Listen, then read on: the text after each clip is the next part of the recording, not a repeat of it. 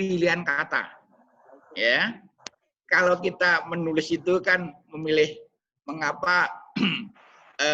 Misalnya kita ambil puisinya Kakek Anwar Diponegoro. Diponegoro itu ada kata apa itu punah, padam dan sebagainya. Namanya pilihan kata atau diksi. Di ketika menempatkan mengapa pilih ini tidak itu. Sedangkan tentang yakin lagi yang puisi tadi yang ada perbedaannya antara Jung Bertudung, mengapa bahwa Amir Hamzah memilih Jung Bertudung, ya, mengapa Amir Hamzah memilih Jung Bertudung.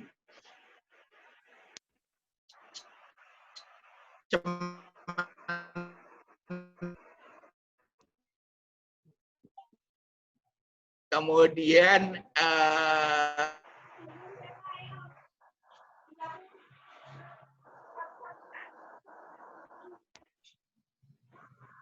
halo, apakah Pak Puji masih tergabung? Sepertinya ada sedikit gangguan di Pak Puji.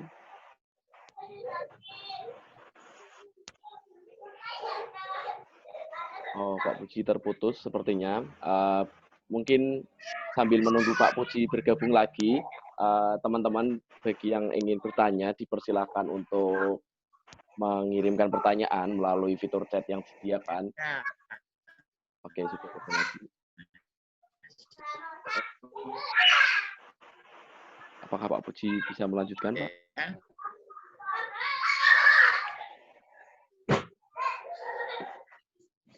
Masing-masing bisa memilih kata yang berbeda-beda sesuai dengan konteksnya.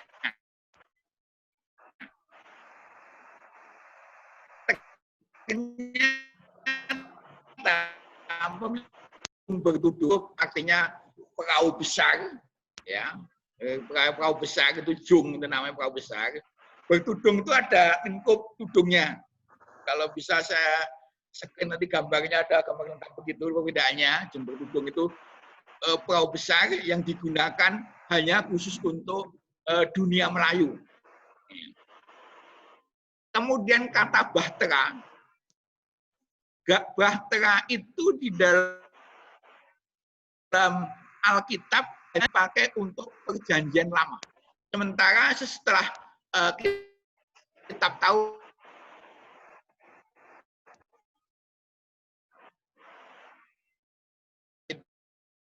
jadi bahtera hanya digunakan di dalam kitab Tauratnya Nabi Musa di perjanjian lama itu. Ya. Sementara yang untuk setelah itu pakai kata kapal untuk sebelum perjanjian baru, ketika sudah zamannya Nabi Sulaiman, ya, Nabi, karena Salomo di situ ini adalah Nabi Sulaiman. Jadi dipakai kata kapal. Setelah perjanjian baru digunakanlah kata perahu. Sementara dalam Al-Quran, terjemahan baik terjemahan Departemen Agama, UII, atau yang lainnya, tidak membedakan perbedaan kapal, perahu, atau bahtera. Sama saja. Tetapi esensinya memang baik jung bertudung, kapal, perahu, kemudian bahtera, itu sama fungsinya sebagai kendaraan di air. Perbedaannya tadi, kalau jung bertudung khusus untuk daerah Melayu dan sebagainya, Melayu ketika itu, Indonesia. Kalau bahtera ini dipakai dalam perjanjian lama, kalau kapal sebelum perjanjian baru zamannya Nabi Sulaiman, kemudian perahu ini sudah perjanjian baru pada Injil, dikata perahu. Ini sejarahnya yang berbeda itu pemakaian diksinya. Ini akan dirangkai konteksnya dan puitis. Kata bahtera pun kalau mencarikan ada asal-usulnya, yaitu kata bah dan tera. Bah itu air besar yang melimpah luar biasa begitu. Tera itu adalah tanda cap yang ditekan pada satu timbangan atau suatu kita kalau ada bahan itu di mana supaya balance. Artinya bahwa apabila ada satu benda apapun yang tentunya berat jenisnya lebih rendah daripada air, kalau itu satu, ini ya, akan dalam keadaan gelombang air bah apabila kadang itu adalah seimbang. Itu pengertian bahtera. Jadi pemilihannya bagaimana sesuai dengan konteksnya ketika memilih itu. Karena masing-masing kata itu mempunyai daya imajinasi yang berbeda. Bisa tadi, mengapa kata bahtera, mengapa bahtera perjanjian lama zaman Taurat, Nabi Musa, itu dari Taurat itu tahun itu Taurat itu lama, terlalu kekunoan. Bagaimana? Itu imajinasi itu. Oh, kapal setelah zaman Nabi Sulaiman. Seperti apa membayangkan? Perahu ketika sudah pada kitab perjanjian baru. Oh, dan apa itu jumber tudung, oh ini dunia Melayu. Bagaimana mungkin? Menggambarkan itu mempunyai gaya imajinasi masing-masing. Perbedaan sultana. Termasuk karena Anwar menggunakan kata punah, binasa, mati dan sebagainya. Ini berbeda-beda. Mungkin dengan wafat, mampus dan sebagainya. Ketika menempatkan diksi pilihan katanya itulah sesuai harus konteksnya. Kalau tidak ada konteksnya tidak akan nanti ada maknanya. Itu yang bisa dilakukan. Jadi akhirnya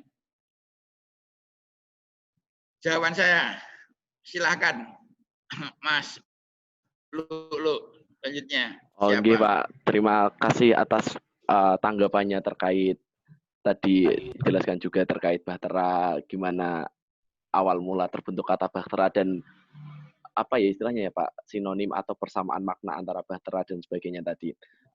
Ini ada pertanyaan lagi Pak dari Bu Jati SMA 1 Kendal. Beliau bertanya model 3M ternyata sudah pernah beliau terapkan pada siswa-siswinya di SMA begitu. Tetapi ternyata menurut siswa masih banyak yang kesulitan dalam memilih diksi, masih banyak yang kesusahan dalam memilih diksi karena belum terasah kepekaan estetisnya, Pak. Nah, ini gimana cara mengasah kepekaan estetis itu gitu, Pak? Ini terkait praktik di lapangan begitu, Pak. Begini, memang asalnya kan 3N itu orang belajar awal mula itu keterampilan menulis dan sebagainya. Awalnya itu kan orang bukan diberi contoh, ya kan diberi contoh dulu. Dicontoh kan, diberi contoh orang itu diperhatikan, kan meniru, mengubah dan sebagainya. Ya, anak itu dilatih sedikit demi sedikit, ya sedikit demi sedikit. Tahun 2005-an saya pernah menjadi juri lomba puisi anak-anak SD. Ini yang pemenangnya ketika itu salah satunya anaknya Helmi Tiara Rosa itu, si Faiz. Ini memang dia menggambarkan buku dengan cukup baik. Kemudian salah satunya juga seorang itu hanya menggambarkan bahwa dia kehendaknya sendiri. Kata ini harus ini, kata ini, kataku, aku harus bebas. Ada kreativitas dari mereka.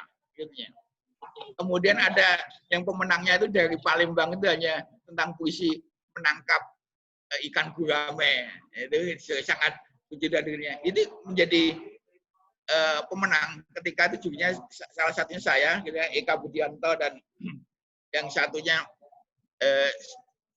saya lupa lihat ini itu. Jadi dengan cara sedikit demi sedikit, ya dengan itu.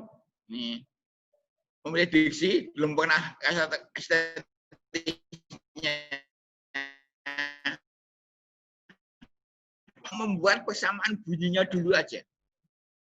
Karena untuk memahami makna anak itu kan susah. Ini.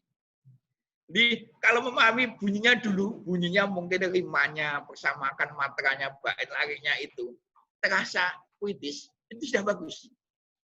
Itu mungkin untuk anak tingkat mungkin SD, mungkin tingkat SMP, mana itu biasa. dibuat metafora perbandingannya. Nah, kemudian biasa lagi untuk tingkat majas-majas yang lainnya untuk tingkat SMA dan seterusnya. Jadi memang harus diberi contoh dulu model-modelnya. Setelah mengkreasi silahkan. Kalau tidak diberi contoh secara nyata, mereka itu tidak bisa. Jadi memang harus setapak demi setapak, sedikit demi sedikit bisa berjalan itu. Itu harapannya. Jadi kepekaan estetis itu mulai sedikit dibuat mungkin tadi bunyi bahasanya dulu. Setelah bunyi bahasa ditingkatkan maknanya. Seperti lagu anak-anak aja, cicak-cicak di dinding dan itu kan bunyi bahasanya cukup bagus ya gini. Rimanya itu. Apakah kita perlu memperhatikan pemilihan diksi agar memberi kemudahan pemanaan dari pembaca? Ya.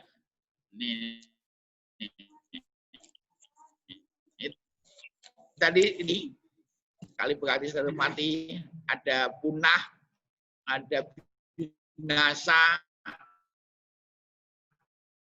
Nah, ini kan cukup yang sekali berarti sudah itu mati itu adalah kita harus mempunyai makna hidup itu bermakna meninggalkan sesuatu yang bermakna, yang bermanfaat bagi kehidupan, dan itu akan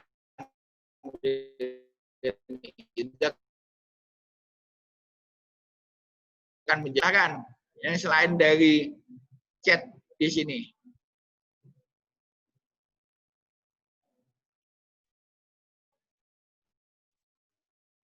Oke. Ada yang lain? Halo? Halo. Oh iya, sempat terputus Pak Puji. Sudah nggih Pak Puji? Halo, oh, Pak Puji terputus lagi. Barangkali ada yang pengen bertanya langsung dengan Pak Puji, dipersilahkan untuk nanti untuk menyalakan mic, terus bisa bertanya langsung. Selain itu, jika ada yang mau bertanya melalui chat, bisa bertanya melalui chat, dipersilahkan dengan pertanyaan dan keresahan apapun terkait menulis puisi, karena Pak Puji ini merupakan apa ya, ahli di bidang bahasa, jadi dipersilahkan untuk bertanya mengenai barangkali ada yang masih rancu terhadap kata-kata atau diksi-diksi yang kurang pas, atau barangkali tadi misal Pak Puji menerangkan tentang puitik dan puitis. Nah, itu merupakan dua hal yang sama tetapi yang satu tidak baku, yang satu baku. Nah, seperti itu. Barangkali teman-teman ada yang mau tanya, dipersilahkan menulis di fitur chat. Fitur chat ada di bawah. Kalau yang memakai laptop bisa menggunakan fitur chat di bawah ini.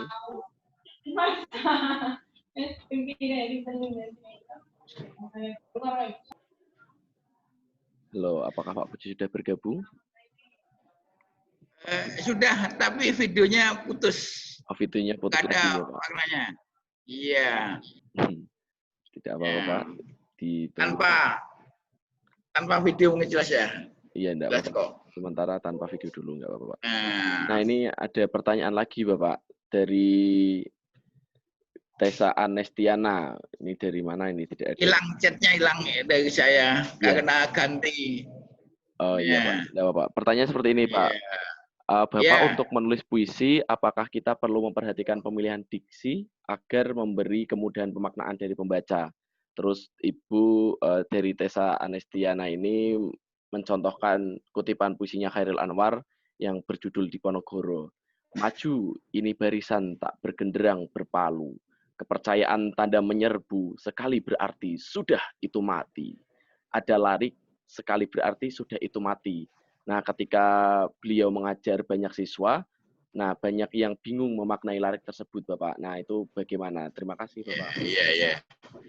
Demikian. Tadi sudah saya sampaikan ya, sudah itu ya. Jadi kalau dalam kehidupan nyata itu apa tuh yang sekali berarti sudah itu mati, yang gagal. Saya contohkan itu adalah pohon pisang. Oh ya. Iya, pohon pisang, Pak. Pokoknya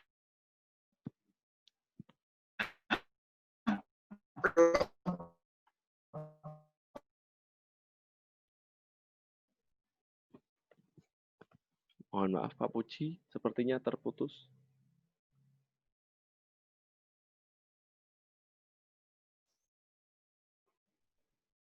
Halo?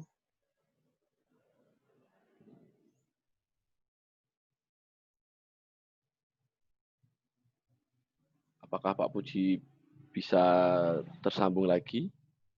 Bentar, saya cek dulu. Nggih.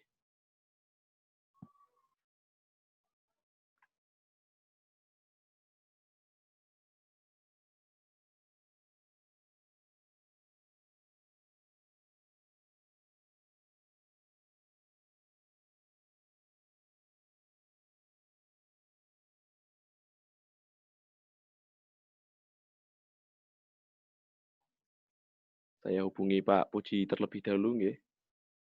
Hubungi.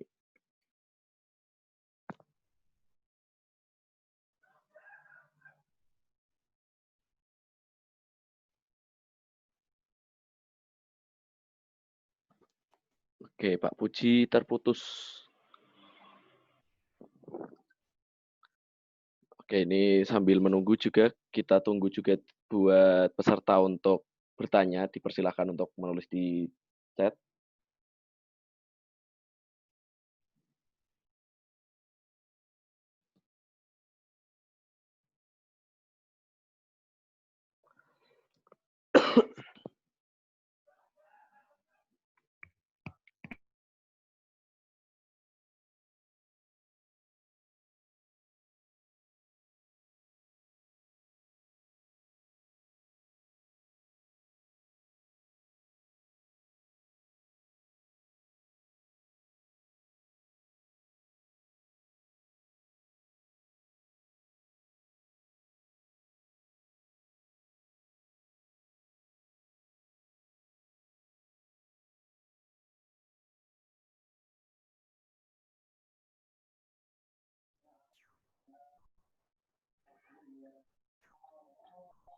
Mas Lulu, sambil nunggu teman-teman, sepertinya enak nih sambil menyapa teman-teman yang sudah masuk di sini ya.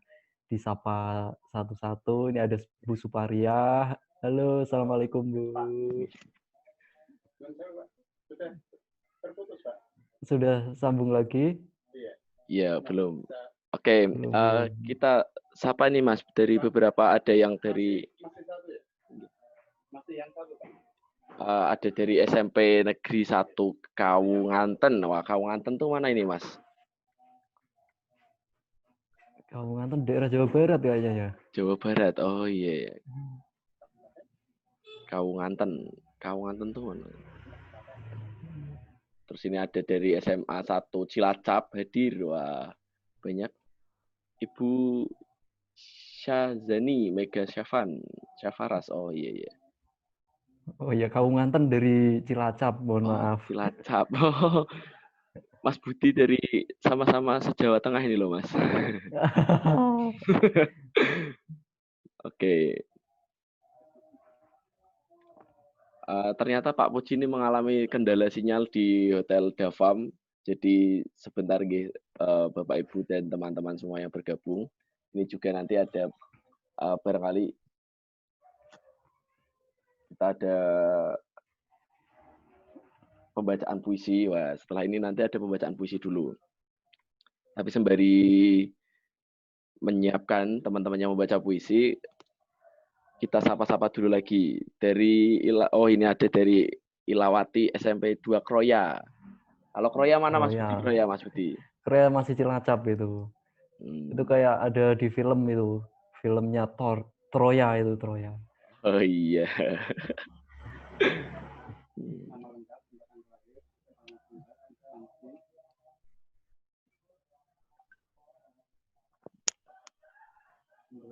Ada dari sekolah SLB Negeri 2 Pemalang. Halo Pak. Sugeng siang Pak. Ada Bu Nurjana. Ada Mbak Kanya Asintia, ada Bu Suparia, ada Putri Hendayani Widyastuti, Bu Esti Penny Poncowati. Selamat siang, Bu. Ini sudah masuk beberapa pertanyaan, Mas Budi. Kita Oh iya, sambil menunggu Pak Puji nih. Oh ya, kami barangkali beritahukan juga di ya. sini juga ada dari Bapak Ibu dari Badan Bahasa juga hadir, Mas Budi, Oh yang iya, tadi sambil ada Bu Nur menyimak. Diana ya. Ya, ada Bu Nur Hayati, ada Bu Eka Marini. Wah, matur nuwun Bu, sampun hadir dan meluangkan waktunya untuk pelataran sastra Kaliwungu. Iya, tadi Mas Sigit juga sempat hadir, sempat join juga.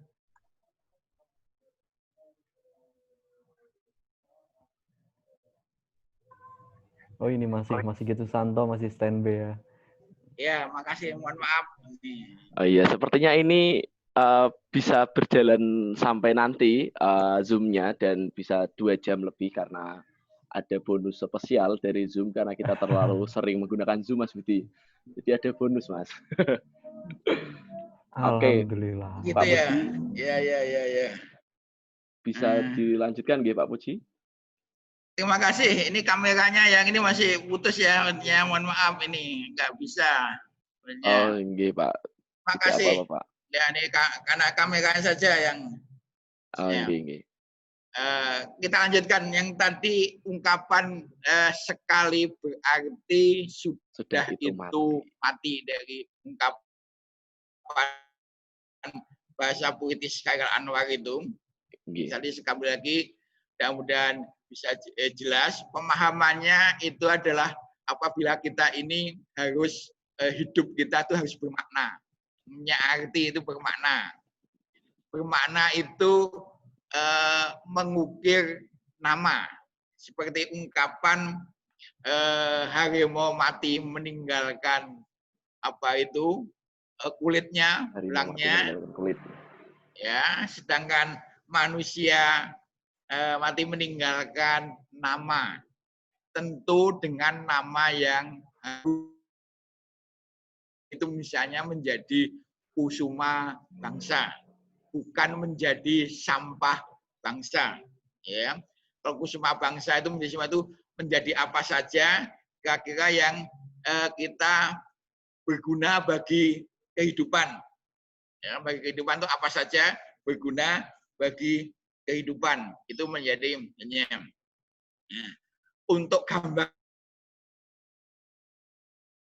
mudahnya itu saya gambarkan seperti pohon pisang. Pohon pisang itu dari akar sampai pada buahnya terakhir sampai bunganya pun bermanfaat bagi kehidupan. Jadi bisa bermanfaat bagi kehidupan.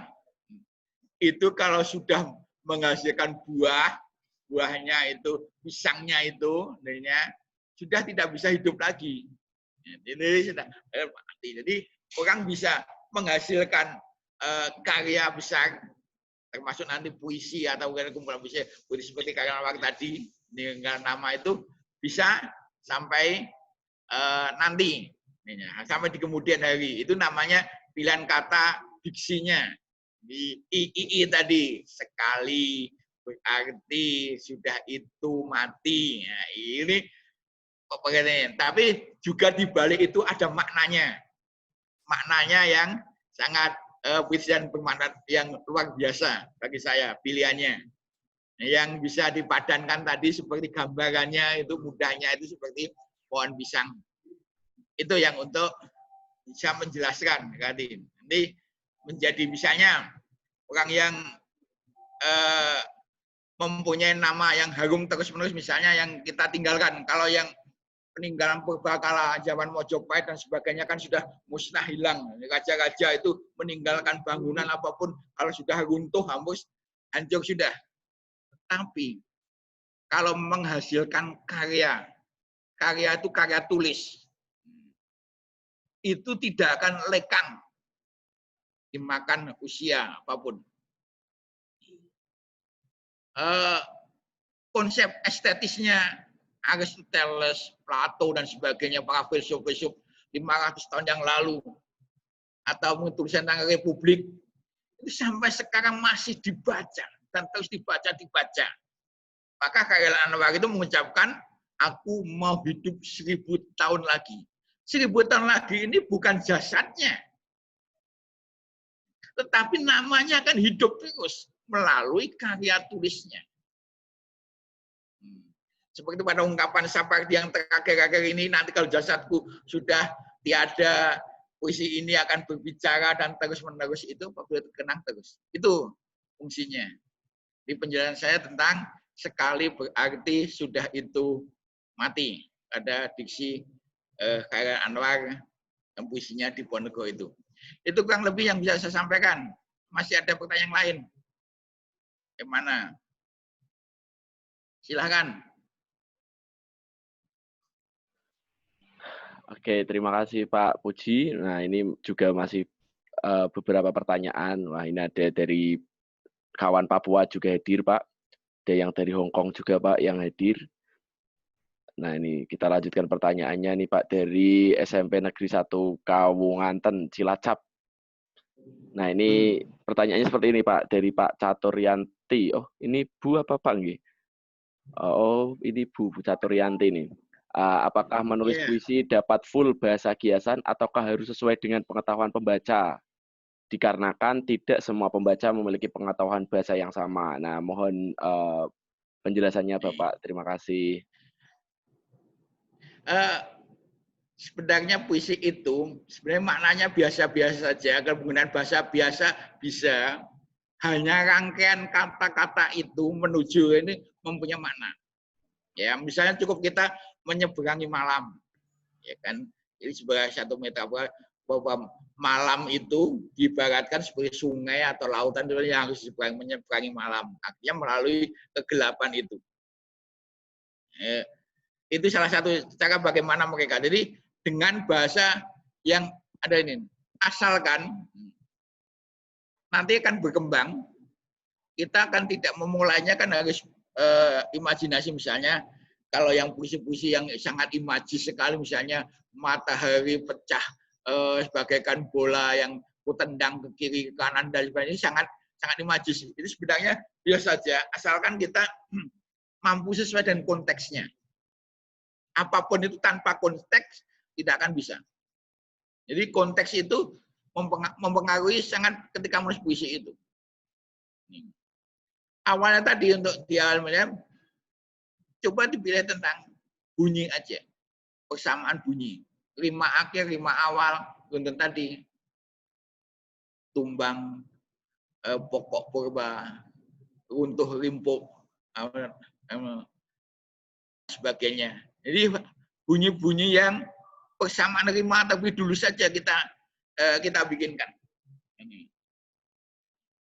Itu yang bisa saya sampaikan. Jadi tidak harus kita harus sampai tiba-tiba membuat metafora, personifikasi, bukan majas-majas yang lainnya.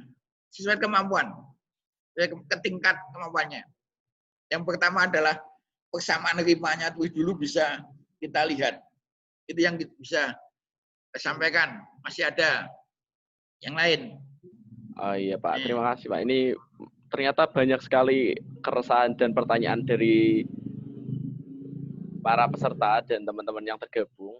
Ini juga ada dari Cilacap lagi nih Pak, dari Ali Songlap. Wah, Ali Songlap dari Cilacap ini bertanya bagaimana tanggapan Bapak dengan diksi-diksi yang dipilih oleh penyair Joko Pinurbo, karena menurut saya diksi yang beliau pilih itu kadang kurang menarik seperti celana, ngacir, dan lain-lain. Nah, terima kasih Bapak. Nah, mohon penjelasannya lebih lanjut Bapak. Tadi saya dibilang setiap orang akhirnya mempunyai gaya. Meskipun tadi awalnya dengan 3N tadi. Jadi 3N tadi lama-lama mempunyai gaya masing-masing dan itu menjadi suatu kebaruan dari setiap penyair itu. Jadi punya kekasan. Pilihan kata-kata Joko Pinurbo mungkin misalnya karena lingkupnya itu dirinya yang dia pali, dia pakai celana, pakai sarung, pakai itunya. Mungkin ini. Ketika Sapardi misalnya, Sapardi itu isinya cuma gerimis, hujan, rina dan sebagainya. Dan ruang lingkupnya yang dia pahami sekitar gitu, yang kosakata yang lingkupnya. Abdul Hadi WM, laut, ombak, pasir, debu dan sebagainya. Mereka punya kelas masing-masing. Jadi setiap penyair itu memiliki konsep masing-masing yang berbeda-beda satu yang lainnya. Jadi sesuai dengan lingkup apa yang diakrabi oleh sekelilingnya tadi. Yang pertama itu pengamat sekitar. Temukan jati dirinya. Dan satu yang lainnya. Ini. Sebenarnya tayangan saya nanti kalau bisa tayangkan, sebenarnya ada contoh yang puisi Sapardi yang dipengaruhi oleh satu daerah, itu bisa terjadi dengan puisinya Sapardi yang soneta itu, soneta X sama soneta Y itu dipengaruhi oleh mantra. Diksi-diksi mantra dipakai terus-menerus bisa ke sana. Itu untuk diksi mantra. Kemudian Ayub Rusidi menggunakan latar dangding Sunda. Jadi konsepnya latar budayaan daerah, warna lokal bisa diangkat menjadi dalam perpuisian itu. Kemudian Eka Budianta, karena lahir Jawa Timur, dia menggunakan tembang Jula Juli, Ludruk Jawa Timuran. Tentang di dalam beberapa puisinya itu terlihat ke arah ke sana. Di latar itu bisa mempengaruhi latar budaya dari dari pengarang itu. Jadi konsepnya bisa berbeda-beda. Ini apabila bisa menemukan konsep yang berbeda tepat, itu akan menjadi hal yang sangat baik untuk penyair itu sendiri. Di menemukan jati dirinya. Itu yang saya sampaikan. Masih ada. Ya. Boleh tanya lagi, saya kadang suka menggunakan bahasa campuran. Oke, Pak. Ini tidak hanya bahasa Indonesia, Pak tuh. Oke, Pak. Masih ada di atasnya, masih ada sebenarnya, Pak. Bahasa Inggris, Jawa, Indonesia, beberapa hal ini dibenarkan dalam konteks bahasa Indonesia. Nah. Penulis puisi memiliki namanya lisensia poetica. Lisensia poetica, ya. Ya, lisensia poetica itu memiliki satu kebebasan mencipta, disesuaikan, bisa diubah edisinya, diganti i dan sebagainya. Misalnya seperti yang misalnya oke menjadi oye misalnya dan sebagainya, itu bisa asalkan sesuai konteksnya. Yang mencampur adukan bahasa almarhum Darmanto Yatman. Beberapa puisi yang tahun 80-an awal-awal 90 itu suka menambahkan ada puisi ada bahasa Jawanya, bahasa Indonesianya, bahasa Inggris atau yang lainnya. Tetapi semuanya itu harus ada dalam satu konteks. Kalau tidak ada konteks dan maknanya, pengertian itu tidak perlu. Kalau sudah bisa dibiasakan ekspresi dengan bahasa yang baik, ya bahasa baik itu aja. Jadi kalau ada konteks dan gayanya atau mungkin sesuai dengan kebutuhannya, itu bisa. Jadi dicampurkan antara bahasa Indonesia, bahasa Jawa, bahasa Inggris dan sebagainya, asalkan ada konteks ceritanya. Kalau nggak ada konteks ceritanya, nggak ada. Misalnya menggambarkan di tengah pasar dan banyak kerumunan orang. Di tengah pasar banyak kerumunan orang, itulah nanti menjadi konteksnya. Yang berbahasa Inggris, bahasa Indonesia dan sebagainya, omongan itu. Jadi ada konteksnya menggambarkan kisah atau mungkin gambaran secara estetis dalam puisi itu. Itu. Ada Mbak Fajarwati dari Papua ini ya, sama Pak Puji melihat perkembangan puisi saat ini, banyak sekali puisi modern di kalangan remaja yang terlihat biasa saja penggunaan diksinya, dan bahkan terlihat vulgar.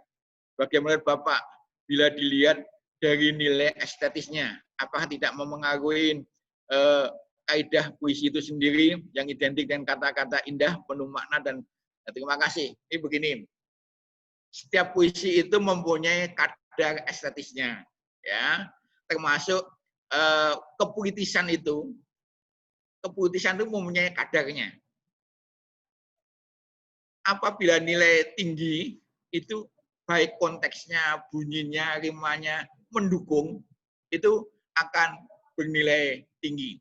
Nah, contoh bahasa puitik yang diambil oleh Theo dalam buku sastra ilmu sastra yang menerangkan tentang fungsi puitiknya dari Roman Jakobson ini, itu dalam puisinya Aku, yaitu aku ini binatang jalang dari kumpulannya yang terbuang. Itu merupakan dianggap oleh Theo merupakan puncak estetis dari Khairil Anwar. Meskipun sebenarnya konteks yang lainnya cukup banyak. Kalau saya sekali berarti sudah itu mau itu 1000 apa itu aku mau hidup 1000 tahun lagi, itu yang sangat estetis puncaknya bagi saya. Tetapi oleh Theo, Pak Theo itu sendiri perspektifnya bahwa aku ini binatang jalang dari kumpulannya yang terbuang, itu menjadi sangat puisi karena di situ ada metafora, ada perbandingan yang bisa akhirnya. Sementara puisi-puisi yang sangat vulgar kan ada jenisnya. Ada puisi beling, puisi kan ada juga puisi diafan atau puisi yang biasa, puisi prismatis, ini Soekarti yang tinggal kadarnya. Kadar estetisnya kalau berbeda-beda yang lainnya. Semuanya diberi hak untuk hidup. Tinggal khalayak nanti yang menentukan. Nih. Puisi-puisi yang nanti sangat puitis yang baik dan ke makna yang tinggi tentu akan dikenang lebih lama daripada yang puisi-puisi yang vulgar padanya, yang sekedar puisi beling atau puisi itu akan larut begitu saja. Kita akan mempunyai mana yang lain. Itu. Apakah ada karakteristik tertentu untuk mengajarkan menulis kepada siswa sesuai dengan umurnya? Terima kasih. Dari Bu Maulida Tulungagung. Ini begini Bu, sesuai dengan tingkat kejiwaan, ilmu psikologi itu kan ada perkembangan dari tingkat perkembangan jiwa yang masih vegetatif, tingkat kemudian tingkat binatang, tingkat sosial, tingkat kemanusiaan, memang ada. Jadi ada unsur untuk menulis karakteristik tertentu untuk mengajarkan sesuai dengan tingkatan ini perlu. Karena yang untuk tingkat vegetatif, tumbuh-tumbuhan, ketika masih anak-anak itu makna-makna yang hanya yang ada fungsi dalam kehidupannya. Tidak bisa mungkin lebih jauh tentang masa filsafat dan sosial dan sebagainya, itu mungkin tidak bisa. Jadi harus apa yang ada di sekeliling mereka, fungsi tangan, fungsi kaki, fungsi darah dan sebagainya, fungsi keluarga, itu yang ada di sekitar. Nah, itu tingkat gitu. Kemudian untuk mereka yang sudah remaja, tingkat animal atau binatang itu mereka untuk garah-garahnya berkembang, mencari jati diri dan sebagainya, itu usaha ke sana. Bisa diciptakan ke sana. Nah, sedang untuk meningkat pada ilmu yang sudah mengenal sosial lingkungan, ini bisa untuk tema-tema berbagi kasih, sosial dan sebagainya. Baru nanti kalau sudah sampai mereka sudah memiliki itu yang pandangan jauh ke depan, religius, filsafat, pandangan-pandangan hidup itu bisa. Karena ini memang ada tingkatan cara disesuaikan dengan si siswa seperti apa. Ya, si siswa sepertinya kondisi usia perlu. Itu yang saya sampaikan untuk Bu Siti Maulida dari Tulungagung. Ya. Terima kasih Pak Puji. Ini barangkali sambil menunggu ada pertanyaan lagi, ini ada yang mau membaca puisi nih Pak, karena kita pelatihan menulis puisi kurang afdol kalau tidak ada yang membaca puisi seperti itu Pak. Ini akan ada pembacaan puisi dari Jurita. Ini salah satu siswa SMA di Kendal Pak. Dia aktif di menulis. Nah, Jurita, apakah Jurita sudah siap? Halo Jurita. Mana nih Jurita?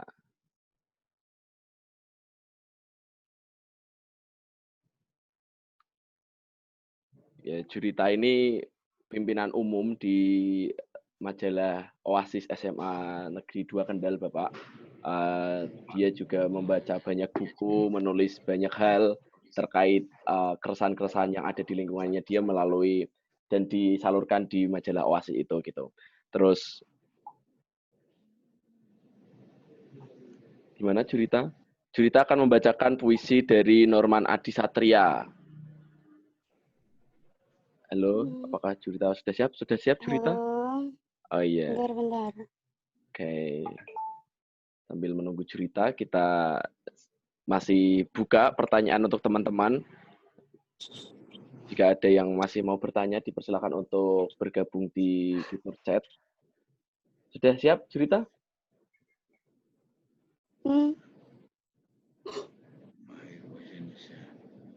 Oke, dipersilakan ya Jurita.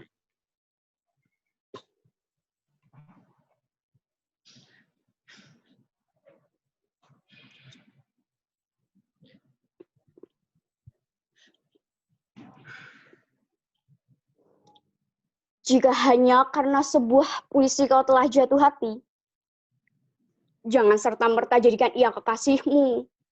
Sebab realita tak sepuisi itu.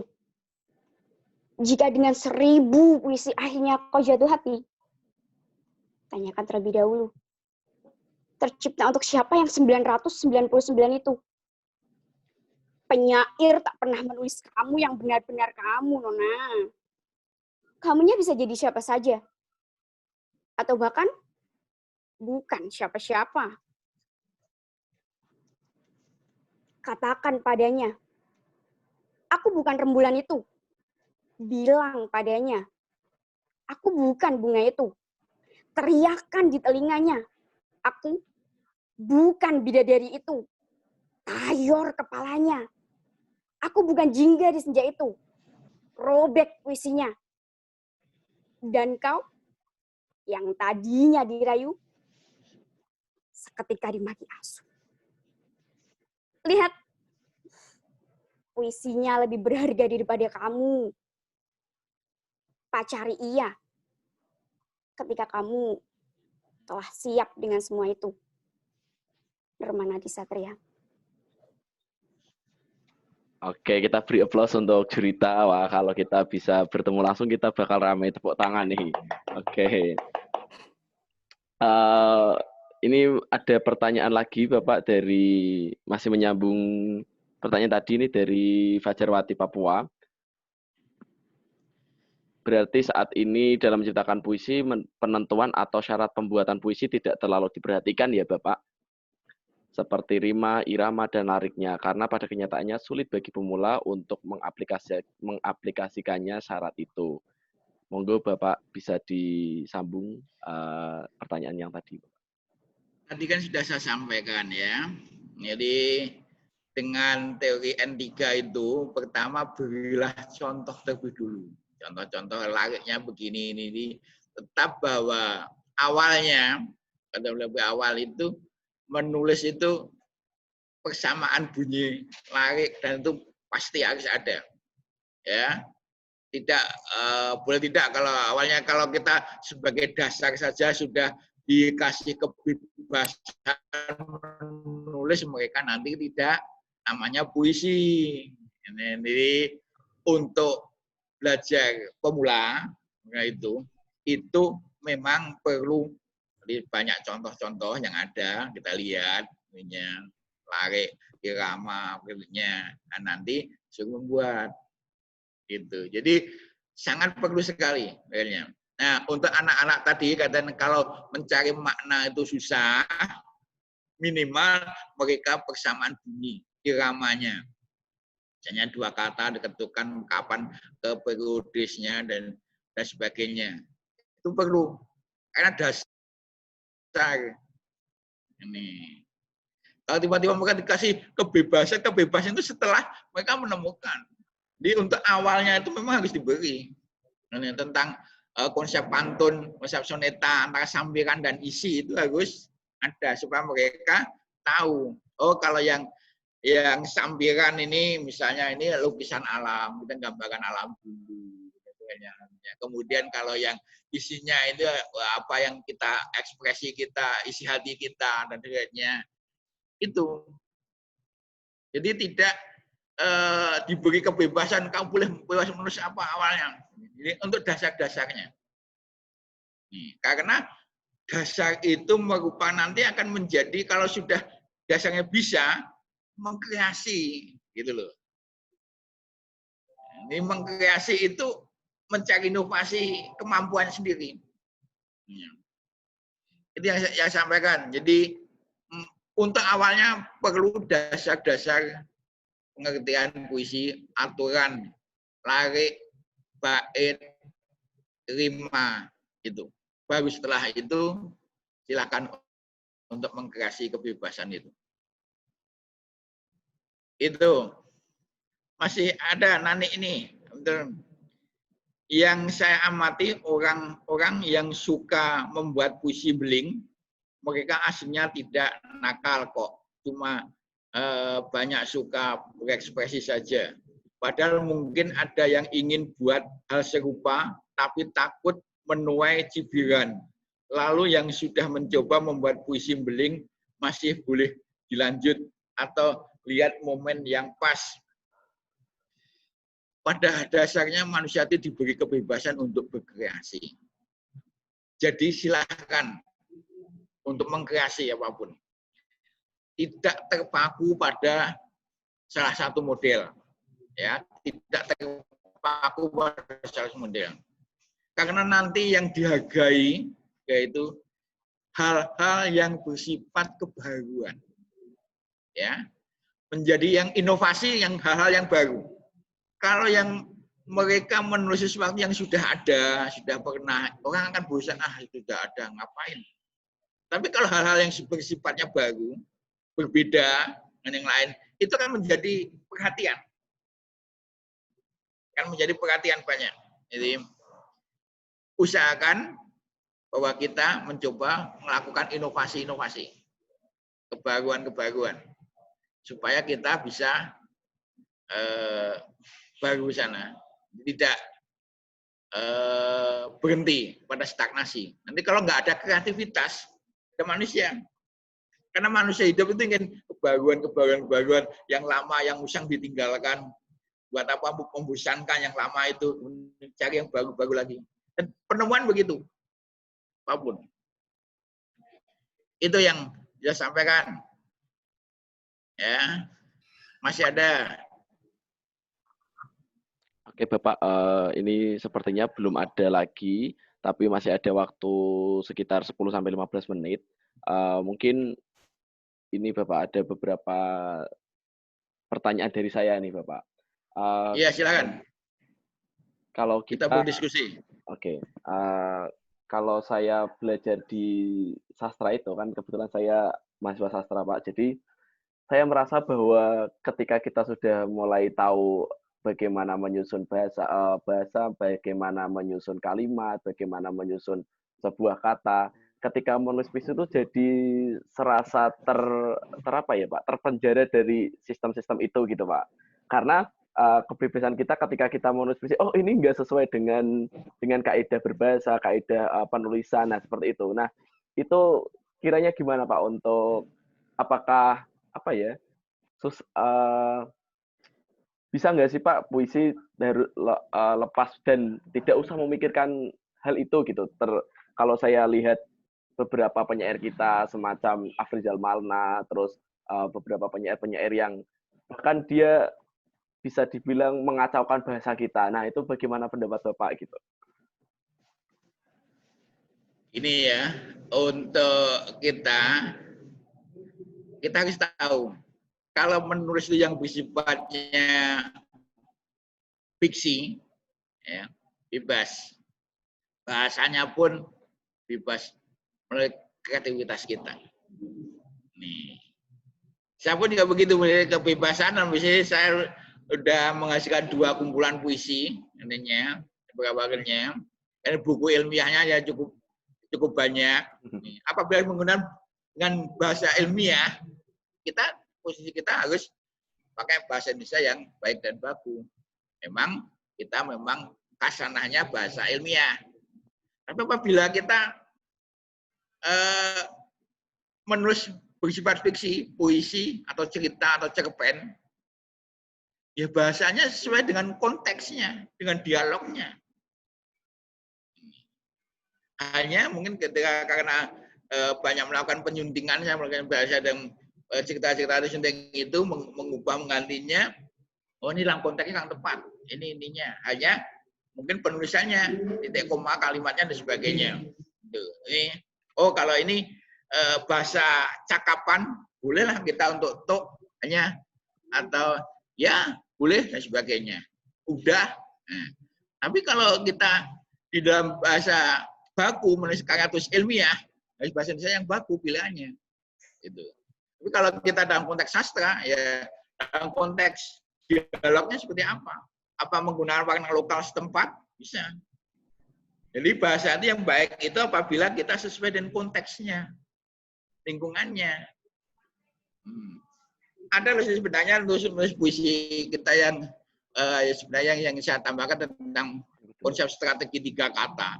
Kita memilih walaupun dengan 3 kata menghubungkan kata kunci kata ketiga kata itu, ke sana ke sini, kita bebas saja menulis kita rangkaikan. Setelah selesai idenya baru kita sunting. Gitu ya. Kita bebas menulis dulu apa meluncur aja sebenarnya apa yang kita tulis sebenarnya.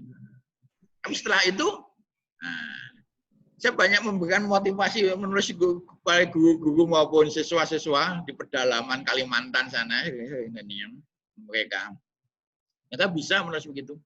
Puisi perbatasan mereka di Entikong sana saya dan mereka mengajar mereka anak SD itu cepat. Ini sesuai dengan lingkup yang ada di sekitar situ, ada perbatasan di situ Malaysia, ada menyiapkan apa itu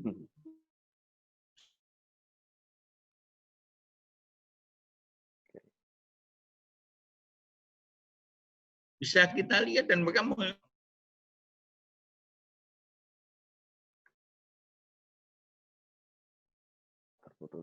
Halo, Pak Puji. Tinggal apa? Menulisnya berupa karya fiksi ya kita memilih satu kebebasan mengkreasi. Tapi kalau menulis bahasa kita penulisan ilmiah, ya bahasa ilmiah gunakan. Itu. Berarti kalau misalnya Pak kita jadi editor buku gitu kan, jadi editor gitu. Nah, ketika kita mengerjakan sebuah pekerjaan kita sebagai editor, ya menyunting sebuah karya sastra, itu sebenarnya lebih mudah dibanding menyunting buku-buku ilmiah ya Pak ya? Karena kalau penyunting sastra ini hanya ini terutama membetulkan ejaannya dan penempatannya. Jadi kalau kata-katanya ya tetap dilihat konteksnya. Nah, misalnya kok ini kurang tepat, tadi ganti ini bagaimana. Jadi bisa mengubah apa itu menjadi penyentuh kalimat susunannya. Kok ini kadang-kadang mereka banyak tanpa subjek. Di subjek objeknya tidak jelas. Itu maka bisa kita perjelas. Kita kalau hanya bahasanya yang banyak subjeknya saja tanpa atau keterangan saja kan bisa. Begitu. Berarti ini Pak, kita kalau sebagai editor atau penyunting itu, terutama ketika menyunting karya sastra itu harus benar-benar menjalin komunikasinya sama penulis puisinya itu ya Pak ya. Karena di PSK ini beberapa kali ini Pak, ketika menyunting sebuah kata menjadi bahasa baku, ternyata si penulisnya pengennya emang yang seperti itu. Nah, hal itu yang kadang juga ya tidak baku wilayahnya tadi. Iya, berarti nggak apa-apa ya Pak ya? Nggak apa-apa. Puisi kok. Hanya memang penulisannya memang kayak gitu karena konteksnya gitu. Ini karena untuk mewakili bahwa itulah. Ini memang menulis sastra itu berbeda menyunting sastra dengan menyunting karya tulis ilmiah. Lebih susah. Masalah situ aja. Oke. Iya. Yang penting ejaannya tepat anunya gitu loh. Betul. Ya, misalnya mall mereka double 2 kali ya tidaklah ininya. Satu. misalnya tertentu. Ini ada satu request sama satu pertanyaan lagi, Bapak. Kira-kira apakah Bapak masih bisa melanjutkan? Ini requestnya dari kawan Papua.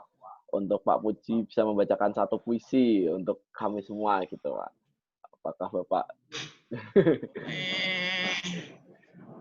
Puisi apa ya nanya? Nah, ini ada puisi saya tentang itu ya. Oh iya, dipersilahkan, Pak. Puisi saya tentang merpati ya. Nah, ini aja Gagak dan merpati. Oh iya, Pak, boleh, Pak. Ini tapi tidak bisa saya share situ ya karena nanya. Coba aku share. Nah, mana aku screen? Aku nggak bisa karena awas nggak bisa screen, nggak bisa berbagi. Tidak usah di screen. Paling pakai saya bentar. Oh gitu. Ke partisipan, lemak saya ke host, saya screen puisi. Nah,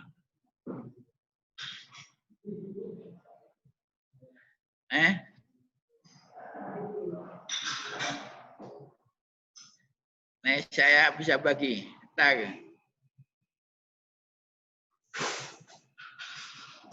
Sudah saya limpahkan kembali. Udah pindah bentar. Oh, udah, sip. Iya, Pak. Nah.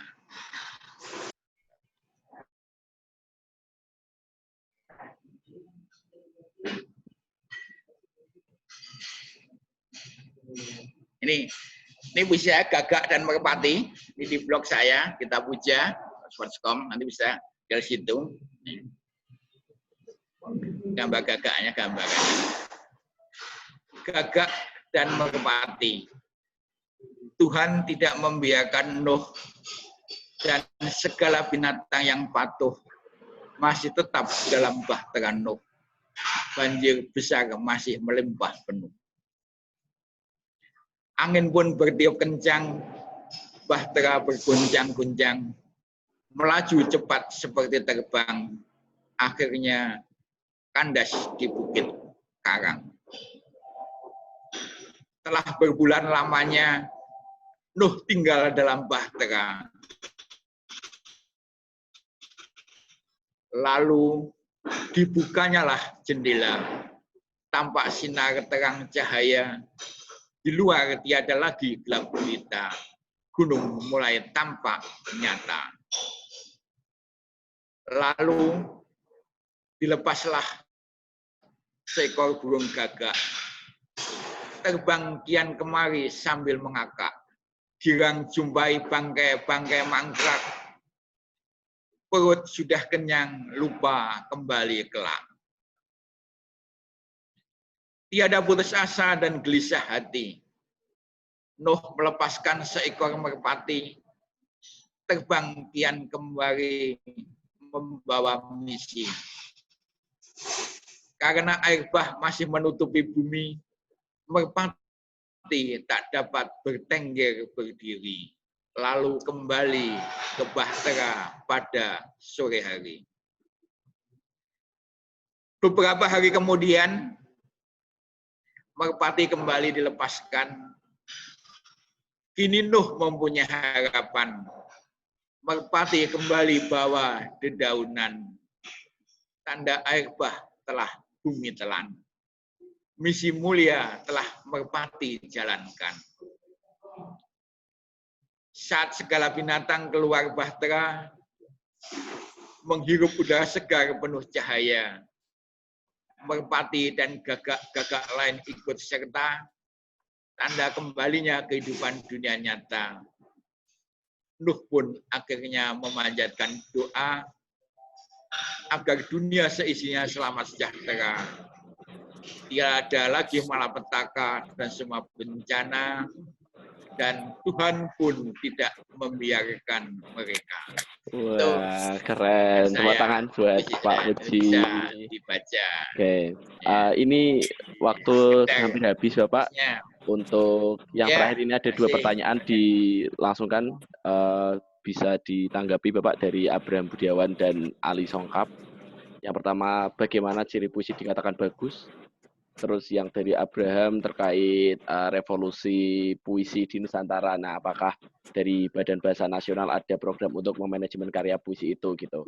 Monggo ditanggapi untuk pertanyaan terakhirnya di sesi ini, Pak. Iya, Mas Ali Songlap ya ini ya. Puisi itu dikatakan bagus. Pertama, apabila puisi itu memiliki misi. Coba bandingkan puisinya doa dari Amir Hamzah,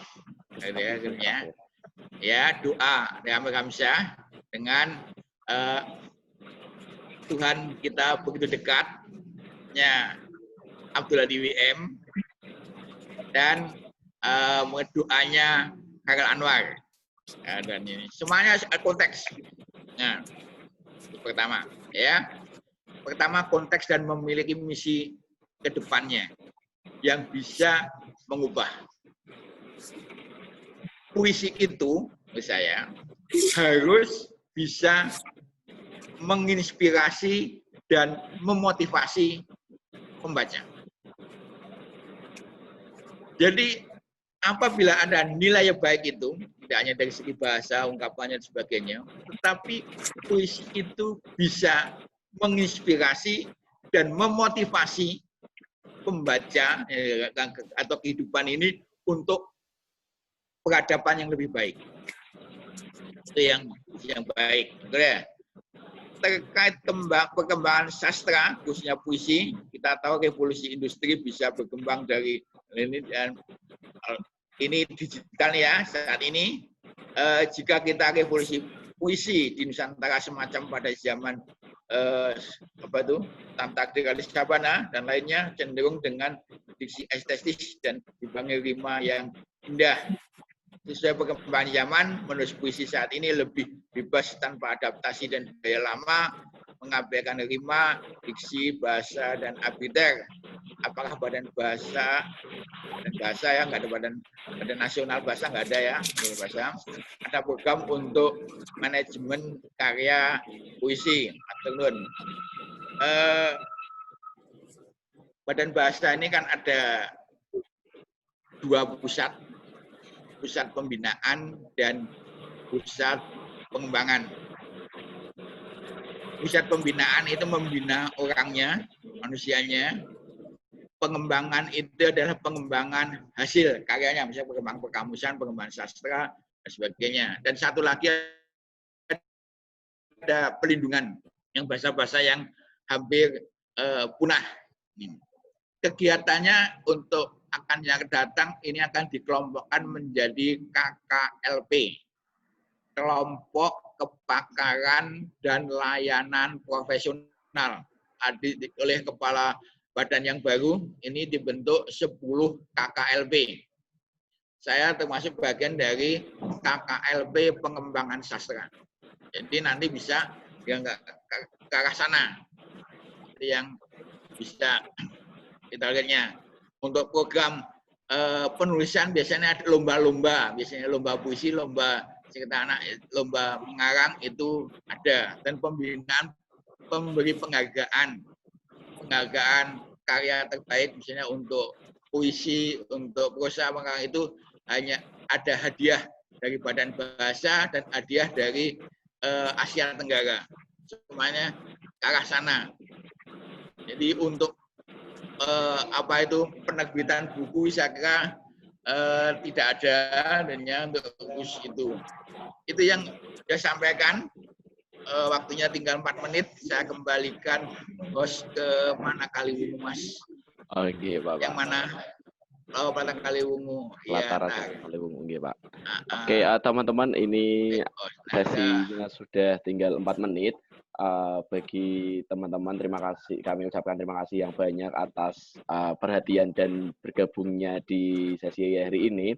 Dan sekaligus sesi keempat ini merupakan sesi penutup dari rangkaian acara Pelataran Sastra Kaliwungu yang sudah dari bulan Juli awal.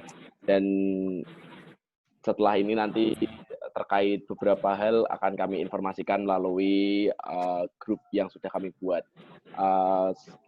Sebelum kita mengakhiri sesi ini, kita bisa foto bersama dulu secara virtual. Barangkali kawan-kawan yang hadir bisa menyalakan videonya dan kita foto bareng gitu. Tadi sebenarnya ada beberapa hal yang menarik yang disampaikan oleh Pak Puji terkait bagaimana proses kreatif, bagaimana memotivasi kita untuk menulis dan menulis gitu. Yang penting kita menulis dulu lah, seperti itu ya Bapak. Sebelum kita menulis, ya kita harus menulis intinya. Oke teman-teman sudah menyalakan videonya, kita foto bersama. Wah, bisa dede-dede. Oke, kita screenshot dulu. Udah, 1, 2, 3. Oke. Bentar, tunggu. Ini lagi masih satu lagi. Mana ini? Oke, 1, 2, 3. Oke, wah ada Mas Sigit Susanto juga hadir. Terima kasih Mas Sigit, terima kasih Pak Puji atas materi yang keren ini. Salam sastra, sampai jumpa di lain kesempatan. Terima kasih juga kepada salam Ternuwun Pak Puji. Tetap terima kasih. Berkreasi, berkarya, dan tetap harus menulis dan menulis. Kesiannya. Ukir menulis itu. Ya Bapak, mengukir keabadian salam. Ya, Bapak. Salam. Kami. Wassalamualaikum warahmatullahi wabarakatuh. Waalaikumsalam. Tepuk tangan buat Pak Puji. Oke. Sekian teman-teman sesi untuk hari ini. Nanti kita lanjutkan informasi-informasi yang ada melalui grup WhatsApp yang sudah kita buat. Dan nanti sebelum kita selesai, kita berdoa bersama-sama menurut agama dan kepercayaan masing-masing. Berdoa dipersilahkan.